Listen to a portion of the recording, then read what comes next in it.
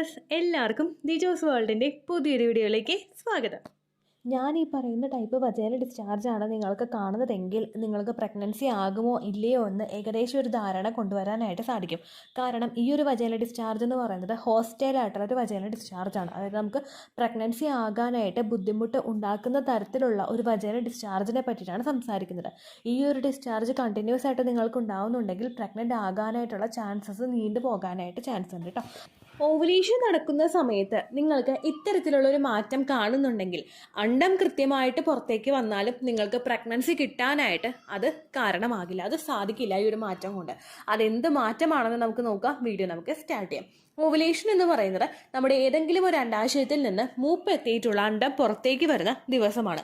Ovulation നടക്കുന്ന സമയത്ത് പലർക്കും പല തരത്തിലുള്ള മാറ്റങ്ങൾ ശരീരത്തിൽ കാണാറുണ്ട്. ചിലർക്ക് ബ്രസ്റ്റിൽ വേദനയുണ്ടാകും, ചിലർക്ക് അടിവയറിൻ്റെ ലെഫ്റ്റ് സൈഡിലോ റൈറ്റ് സൈഡിലോ വേദനയുണ്ടാകും, ചിലർക്ക് സെക്സ് ഡ്രൈവ് ഭയങ്കര കൂടുതലായിരിക്കും, ചിലർക്ക് സെർവിക്കൽ മ്യൂക്കസ് ഉണ്ടാകും. അതായത് ഒരു വജൈനൽ ഡിസ്ചാർജ് ഓവുലേഷൻ നടക്കുന്ന സമയത്ത് ഉണ്ടാകുന്ന പച്ചമുട്ടയുടെ വെള്ള പോലുള്ള വജൈനൽ ഡിസ്ചാർജ്. എന്നാൽ നോർമലി പല ആളുകളും ഇപ്പോൾ കമൻസിൽ പറയാറുണ്ട് ഓവുലേഷൻ നടക്കുന്ന സമയത്ത് വജൈനൽ ഡിസ്ചാർജ് കാണുന്നുണ്ട്, പക്ഷെ അത് ഭയങ്കര ഡ്രൈ ആണ്, അങ്ങനെ വന്നു കഴിഞ്ഞാൽ പ്രഗ്നൻസി കിട്ടില്ലേ എന്ന് ചോദിക്കുന്ന ഒരുപാട് പേരുണ്ട്. നമ്മളുടെ ശരീരത്തിൽ ഉണ്ടാകുന്ന വജൈനൽ ഡിസ്ചാർജ് അത് ഹോസ്റ്റൈൽ വജൈനൽ ഡിസ്ചാർജ് ആണെങ്കിൽ, അതായത് നമ്മൾ പ്രഗ്നൻ്റ് ആകുന്നതിനെ പ്രതികൂലമായിട്ട് ബാധിക്കുന്ന വജൈനൽ ഡിസ്ചാർജ് ആണെങ്കിൽ അതിൽ പ്രഗ്നൻസി കിട്ടാനായിട്ട് കുറച്ച് ബുദ്ധിമുട്ടുണ്ടാകും. ഈ ഹോസ്റ്റൈൽ സെർവിക്കൽ മ്യൂക്കസ് നമുക്ക് എങ്ങനെ ഐഡന്റിഫൈ ചെയ്യാമെന്ന് നോക്കാം. ഓവുലേഷൻ നടക്കുന്ന സമയങ്ങളിൽ, അതായത് നിങ്ങളുടെ ഫെർട്ടൈൽ ടൈം പീരീഡ് എന്ന് പറയുന്നത് എപ്പോഴാണോ നിങ്ങൾക്ക് ഓവുലേഷൻ നടക്കുന്നത് അതിനേക്കാൾ ഒരു 3-4 ദിവസം മുൻപ് മുതൽ നിങ്ങളുടെ ഫെർട്ടൈൽ ടൈം പീരീഡ് തുടങ്ങും. അതായത് ഹെൽത്തി ആയിട്ടുള്ള ഒരു പുരുഷന്റെ സ്പേം സ്ത്രീ ശരീരത്തിൽ 5 ദിവസം വരെ നിലനിൽക്കുമ്പോഴേക്കും ഈ 5 ദിവസത്തിന് മുൻപ് മുതൽ, അതായത് ഓവുലേഷൻ നടക്കുന്നതിന് ഒരു 4 ദിവസത്തിന് മുൻപ് മുതൽ നമ്മൾ ട്രൈ ചെയ്ത് തുടങ്ങിക്കഴിഞ്ഞാൽ പ്രഗ്നന്റ് ആകാനായിട്ട് ചാൻസ് ഉണ്ട്. അതാണ് ഈ ഫെർട്ടൈൽ ടൈം പീരീഡ് എന്ന് പറയുന്നത്. അതുപോലെ തന്നെ ഈ ഫെർട്ടൈൽ ടൈം പീരീഡിൽ ഏത് സമയത്ത് വേണമെങ്കിലും നമ്മളുടെ ശരീരത്തിൽ അണ്ടം പുറത്തേക്ക് വരാനായിട്ടും ചാൻസ് ഉണ്ട്.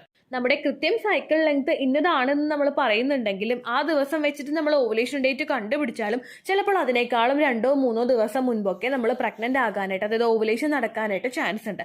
ആ ദിവസവും നമുക്ക് ഫെർട്ടൈൽ ടൈം പീരീഡ് ആയിട്ട് കണ്ടുപിടിക്കാനായിട്ട് സാധിക്കും.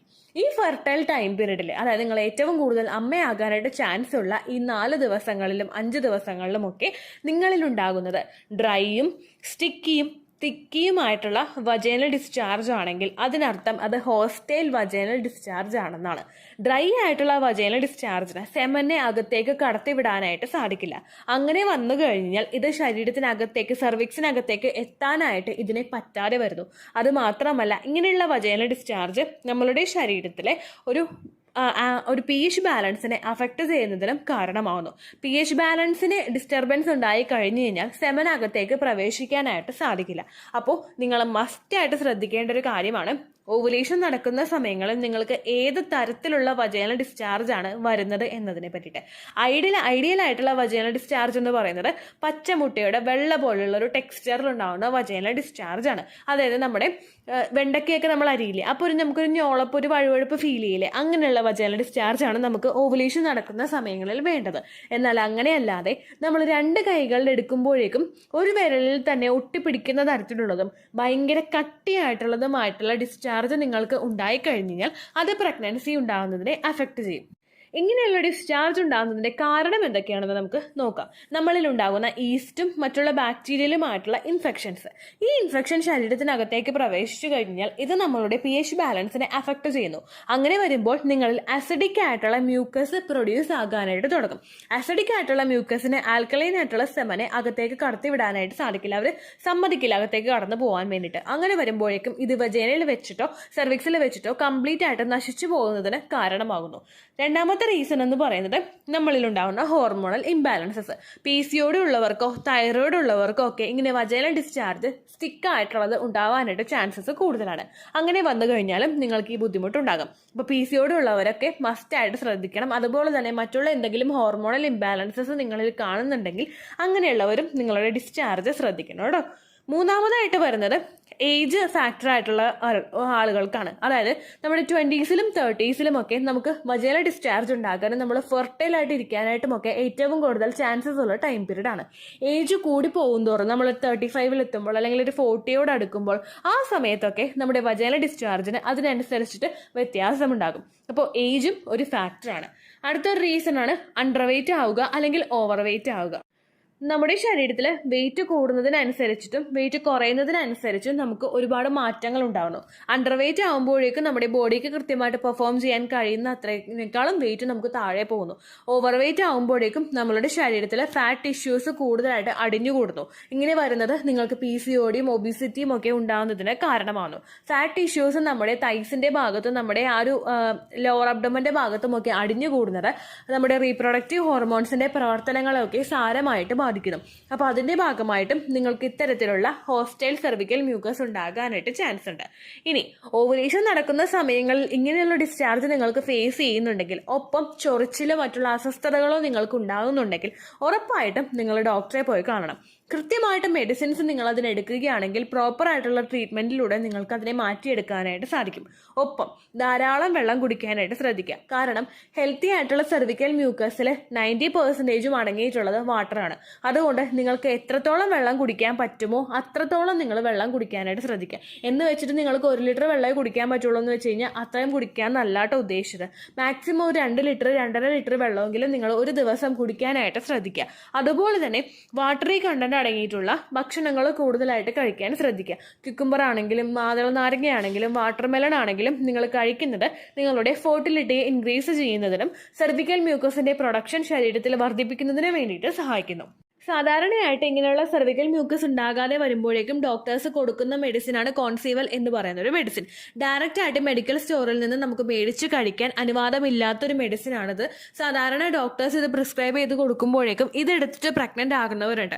അപ്പം തന്നെ നിങ്ങൾക്ക് മനസ്സിലാകും സെർവിക്കൽ മ്യൂക്കസിന്റെ റിലവൻസ് എത്രത്തോളം ഫെർട്ടിലിറ്റിയിൽ ഉണ്ടെന്നുള്ളത് കേട്ടോ.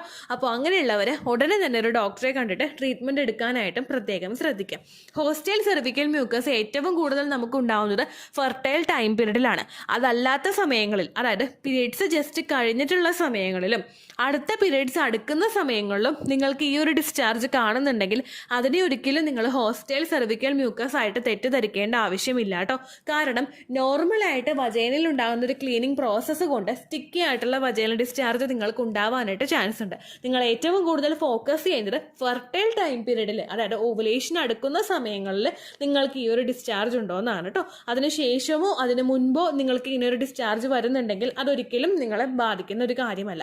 ഒപ്പം നിങ്ങൾ ശ്രദ്ധിക്കണം, ഈ ഡിസ്ചാർജിനോടൊപ്പം ചൊറിച്ചിലോ മറ്റ് അസ്വസ്ഥതകളോ കളർ ചേഞ്ചോ നിങ്ങൾക്ക് ഉണ്ടാകുന്നുണ്ടോ എന്നും കൂടി നിങ്ങൾ പ്രോപ്പറായിട്ട് ശ്രദ്ധിക്കണം കേട്ടോ. ഇത്രയേ ഉള്ളൂ വീഡിയോ.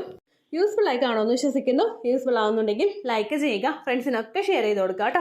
എന്തെങ്കിലും സംശയം ഉണ്ടെങ്കിൽ നിങ്ങൾ കമൻസിൽ ചോദിക്കുക. പണ്ടത്തെ വീഡിയോയ്ക്ക് കമൻസ് ഇടുന്നവർക്ക് റിപ്ലൈ ലഭിക്കുന്നില്ലെങ്കിൽ ലേറ്റസ്റ്റ് ആയിട്ട് ഞാൻ ഏത് വീഡിയോ ആണോ അപ്ലോഡ് ചെയ്യുന്നത് അതിന് താഴെ കമൻറ്റ് ഒന്ന് കോപ്പി പേസ്റ്റ് ചെയ്യാനായിട്ട് ശ്രദ്ധിക്കുക കേട്ടോ. അതുപോലെ ഓവുലേഷൻ ഡേറ്റ് കാൽക്കുലേറ്റ് ചെയ്ത് തരാനായിട്ട് റിക്വസ്റ്റ് ചെയ്യുന്ന ആളുകൾ എത്രയാണോ സൈക്കിൾ ലെങ്ത് അത് മെൻഷൻ ചെയ്യാനായിട്ട് ശ്രദ്ധിക്കുക. സൈക്കിൾ ലെങ്ത് എന്നതുകൊണ്ട് ഉദ്ദേശിച്ചത് ഓരോ മാസവും എത്ര ദിവസം കൂടുമ്പോഴാണോ ബ്ലീഡിങ് വരുന്നത് അതാണ് സൈക്കിൾ ലെങ്ത്.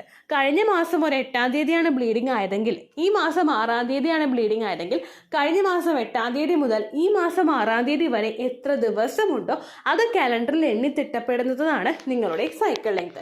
സൈക്കിൾ ലെങ്ത് നമ്മൾ കൃത്യമായിട്ട് കാൽക്കുലേറ്റ് ചെയ്യുകയാണെങ്കിൽ ഓവുലേഷൻ ഡേറ്റ് എളുപ്പത്തിൽ കണ്ടുപിടിക്കാൻ വേണ്ടിയിട്ട് ഒരുപാട് ആപ്ലിക്കേഷൻസും ഒരുപാട് ഓൺലൈൻ ആയിട്ടുള്ള വെബ്സൈറ്റുകളും ഇന്ന് നമുക്ക് അവൈലബിൾ ആണ്. പ്ലേ സ്റ്റോറിൽ പോയിട്ട് ഓൺലൈൻ ഓവുലേഷൻ ട്രാക്കർ എന്ന് ടൈപ്പ് ചെയ്ത് കഴിഞ്ഞാൽ നിങ്ങൾക്ക് അതുമായിട്ട് ബന്ധപ്പെട്ടിട്ടുള്ള ആപ്ലിക്കേഷൻസ് കിട്ടും. അത് പറ്റുന്നില്ല എങ്കിൽ ഗൂഗിളിൽ പോയിട്ട് ഓൺലൈൻ ഓവുലേഷൻ കാൽക്കുലേറ്റർ എന്ന് ടൈപ്പ് ചെയ്ത് കഴിഞ്ഞാൽ അതുമായിട്ട് ബന്ധപ്പെട്ടിട്ടുള്ള വെബ്സൈറ്റുകൾ നിങ്ങൾക്ക് കിട്ടും. അതിൽ നിങ്ങളുടെ ലാസ്റ്റ് മന്തിലെ മെൻസ്ട്രേഷൻ്റെ ഡേറ്റും ഒപ്പം ഞാൻ ഈ പറഞ്ഞ രീതിക്ക് നിങ്ങൾ കാൽക്കുലേറ്റ് ചെയ്യുന്ന സൈക്കിൾ ലെങ്ത്തും എൻ്റർ ചെയ്ത് കൊടുക്കുകയാണെങ്കിൽ നിങ്ങൾക്ക് കൃത്യമായിട്ട് ഓവുലേഷൻ ഡേറ്റ് കണ്ടുപിടിക്കാനായിട്ട് സാധിക്കും. ഫെർട്ടൈൽ ടൈം പീരീഡും നിങ്ങൾക്ക് കിട്ടും. അതായത് എത്ര ദിവസം മുതൽ കോൺടാക്ട് ചെയ്ത് തുടങ്ങിക്കഴിഞ്ഞാൽ നിങ്ങൾ പ്രഗ്നൻ്റ് ആകും എന്നുള്ളൊരു ഡേറ്റും നിങ്ങൾക്ക് പ്രോപ്പറായിട്ട് കിട്ടും കേട്ടോ. ഇത് കാൽക്കുലേറ്റ് കാൽക്കുലേറ്റ് ചെയ്യുന്ന സമയത്ത്, സൈക്കിൾ ലെങ്ത് കാൽക്കുലേറ്റ് ചെയ്യുന്ന സമയത്ത് നിങ്ങളുടെ ആ ഒരു കലണ്ടറിൽ നോക്കി തന്നെ നിങ്ങൾ കാൽക്കുലേറ്റ് ചെയ്യുക. പല മാസങ്ങളിലും 30-31 ദിവസമുണ്ട്, അതുകൊണ്ടാണ് അങ്ങനെ പറഞ്ഞത്. ഒപ്പം നിങ്ങൾക്ക് ബ്ലീഡിങ് തുടങ്ങിയ ദിവസത്തിന് വേണം നിങ്ങൾ ഡേ 1 ആയിട്ട് എടുക്കാൻ വേണ്ടിയിട്ട്.